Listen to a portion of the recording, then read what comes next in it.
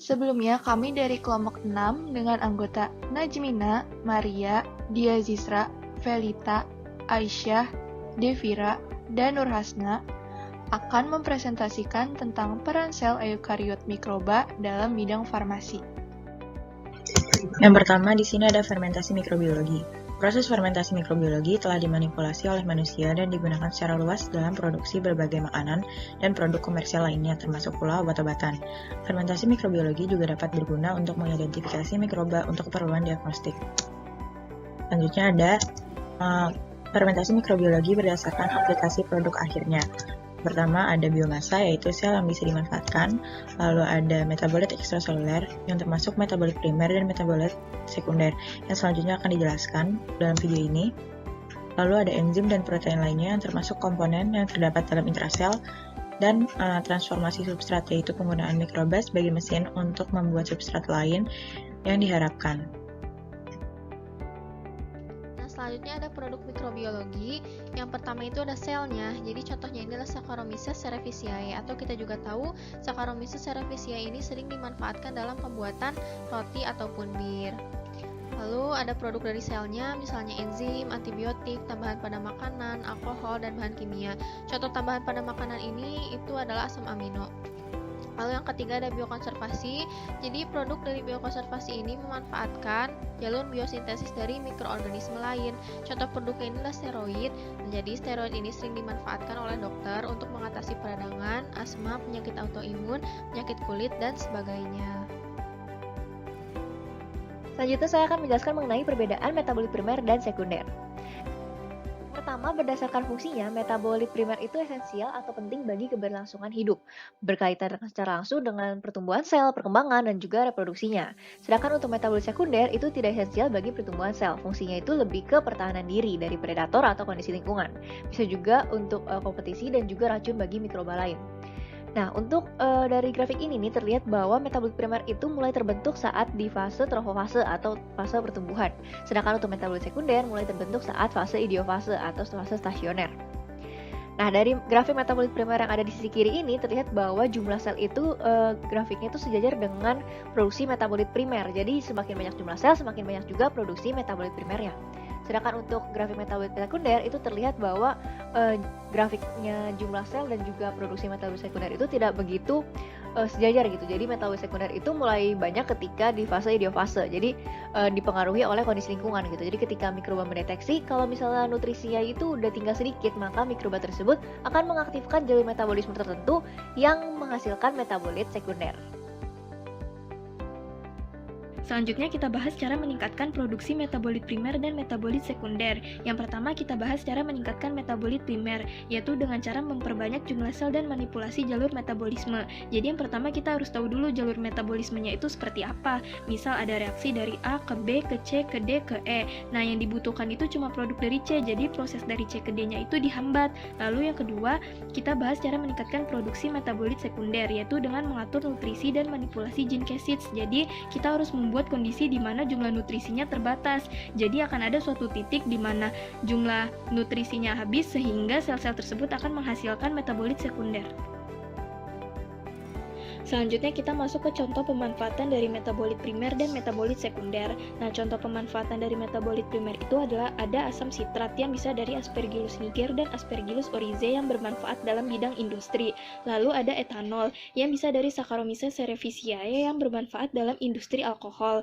Lalu selanjutnya kita membahas contoh pemanfaatan dari metabolit sekunder, yaitu contoh pemanfaatannya adalah penicillium yang bermanfaat sebagai antibiotik, misal dari Penicillium chrysogenum. Lalu ada antifungal glycofulvin dari Penicillium glycofulvum. Nah, glycofulvin ini merupakan obat yang berfungsi untuk melawan infeksi yang disebabkan oleh jamur di bagian kulit kepala, dan kuku. Lalu ada tanzawic acids dari Penicillium stachy yang dapat menurunkan toksisitas pada sel bakteri jamur. Pada kesempatan kali ini, kelompok kami akan mempresentasikan tentang antibiotik allantofuranol, antibiotik jenis anti jamur yang baru ditemukan dari Allantopomaspis lycopodina. Antibiotik merupakan senyawa baik alami maupun sintesis yang mempunyai efek menekan atau menghentikan proses biokimia dalam organisme. khususnya dalam proses infeksi organisme oleh mikroba. Seperti yang sudah kita ketahui, kebanyakan dari penyakit disebabkan oleh infeksi. Oleh karena itu, diciptakanlah antibiotik untuk meningkatkan resistensi tubuh terhadap infeksi yang spesifik. Antibiotik sendiri dibagi menjadi 5 macam. Yang pertama yaitu antibiotik yang mengganggu biosintesis dinding sel bakteri. Salah satunya adalah kelompok beta-laktam yaitu penisilin dan cefalosporin. Yang kedua adalah antibiotik kelompok tetrasiklin yang bekerja pada ribosom bakteri. Dengan cara menghambat interaksi kodon-antikodon antara mRNA dengan tRNA. Selanjutnya, yang ketiga, antibiotik yang termasuk kelompok peptida, yang mengandung lanthionin. Contohnya adalah nisin dan subtilin. Bekerja dengan cara merusak molekul membran sel bakteri. Kemudian yang keempat, antibiotik kelompok makrolid, yang bekerja dengan cara menghambat sintesis protein bakteri. Dan yang terakhir, yang kelima, antibiotik kelompok aminoglikosida, menghambat proses translasi. Berdasarkan cara kerjanya, antibiotik dibagi menjadi 2 kategori, yaitu antibiotik yang bersifat untuk membunuh bakteri atau bakterisidal, contohnya penisilin. Yang kedua, antibiotik yang menghentikan perkembangan bakteri, yaitu bakteriostatik. Lalu, berdasarkan kemampuan yang melawan bakteri, dapat dibagi menjadi antibiotik berspektrum luas dan antibiotik berspektrum sempit. Bagi antibiotik berspektrum luas, dapat menghancurkan hampir segala jenis bakteri, sedangkan bagi yang berspektrum sempit, hanya dapat melawan beberapa jenis bakteri. Selanjutnya, allantofuranun juga berfungsi sebagai antifungal atau anti jamur. Antifungal adalah kelompok obat untuk mengatasi infeksi jamur seperti kutu air, kurap, kandidiasis atau sariawan, infeksi sistemik yang serius seperti meningitis cryptococcus, dan lain-lain. Obat semacam itu biasanya diperoleh dengan resep dokter, tetapi beberapa tersedia OTC atau over the counter. Obat antifungal bekerja dengan cara menyerang struktur dan fungsi penting pada sel jamur. Secara umum, obat anti jamur dapat bekerja dalam 2 cara, dengan langsung membunuh sel jamur atau dengan mencegah sel jamur tumbuh dan berkembang. Tapi bagaimana sih mereka melakukan ini? Nah, obat anti jamur menargetkan struktur atau fungsi yang diperlukan dalam sel jamur tetapi tidak dalam sel manusia, sehingga obat tersebut dapat melawan infeksi jamur tanpa merusak sel tubuh manusia. 2 struktur yang umumnya menjadi sasaran adalah membran sel jamur dan dinding sel jamur. Kedua struktur ini mengelilingi dan melindungi sel jamur. Ketika salah satu dari mereka dikompromikan, sel jamur bisa pecah atau mati. Salah satu contoh eukariot yang memiliki peran dalam bidang formasi adalah Allantophomopsis lycopodina, yang merupakan spesies fungi pada divisi Ascomycota, ordo Helotiales, dan famili Phacidiaceae. Allantophomopsis lycopodina ini merupakan patogen pada tumbuhan yang dapat menyebabkan perubahan warna pada daun ataupun penyakit seperti pada tumbuhan lingonberry dan dapat menyebabkan tanaman cranberry menjadi busuk.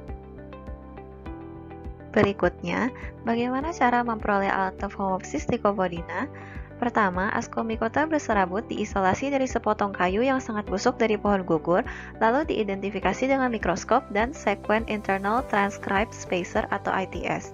Urutan ITS menunjukkan homologi atau kemiripan sebesar 99,8% dengan Allantophomopsis lycopodina. Lalu, untuk pemeliharaan, jamur ditanam dalam agar miring pada yeast malt extract glucose agar. Selanjutnya saya akan menjelaskan mengenai proses fermentasi dan isolasi dari jamur Allantophomopsis lycopodina.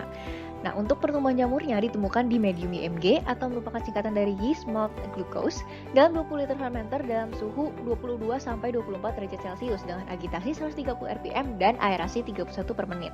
Nah, sebelum dimasukkan ke fermenter yang besar itu akan dilakukan juga proses inokulasi yang merupakan proses pengenalan mikroba ke kultur tempat mereka akan berkembang. Nah, proses ini dilakukan di 500 ml medium YMG. Setelah sumber karbon habis setelah 7 hari, fermentasi berhenti. Untuk pemisahannya, cairan kultur dipisahkan dengan cara filtrasi dan diekstrak sebanyak 2 kali. Setelah pelarut menguap, ekstrak kasak minyak ditaruh dalam kolom berisi silika gel. Setelah itu, dilakukan elusi dengan sikloheksana yang menghasilkan produk intermediate. Selanjutnya proses inokulasi. Jadi ini tuh adalah gambar tanaman lingonberry yang sering ditemukannya Allantophomopsis lycopodina. Jika menunjukkan gejala adanya bercak-bercak coklat keunguan pada daun.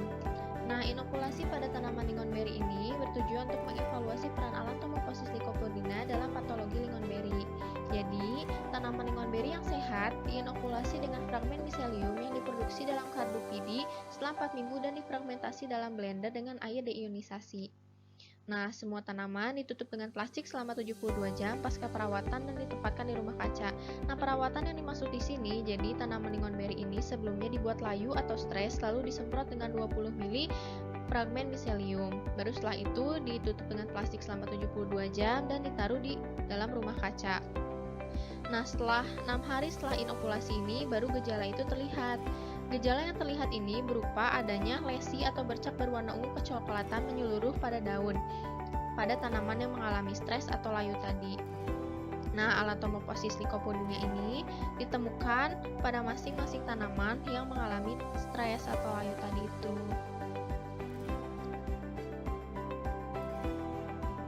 Selanjutnya ada isolasi Alantomophosis lycopodina yang menghasilkan antibiotik. Pada ekstrak strain Alantomophosis lycopodina ditemukan aktivitas antibiotik yang kuat namun selektif terhadap Bacillomyces parietii.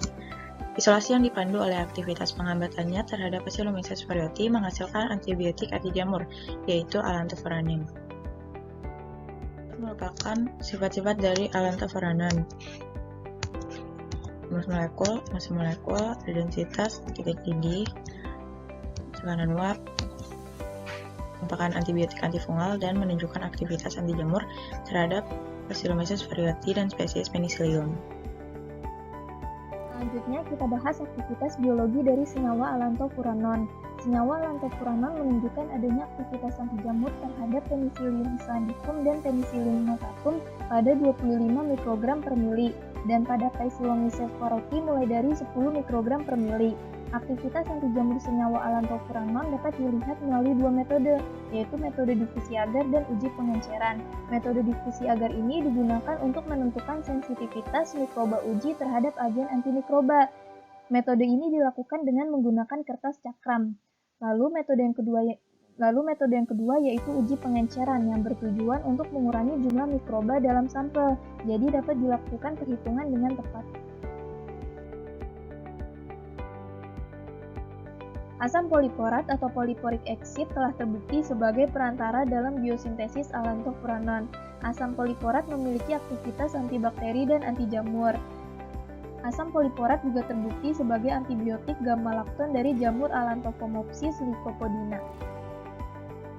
Yang terakhir ada tes biologis. Semua medium dilengkapi dengan 10% serum anak sapi yang dilemahkan panas invitrogen, penicillin G, dan streptomycin sulfat. Viabilitas diukur secara fotometri dengan garis sel suspensi atau dengan pewarnaan Giemsa sel monolayer. Fitotoksisitas diuji dengan Setaria italica dan Lepidium sativum. Perkecambahan spora diuji dengan M. grisea. Metode ini diadaptasi untuk uji perkecambahan spora dengan Phytophthora infestans, Botrytis cinerea, dan Fusarium graminearum.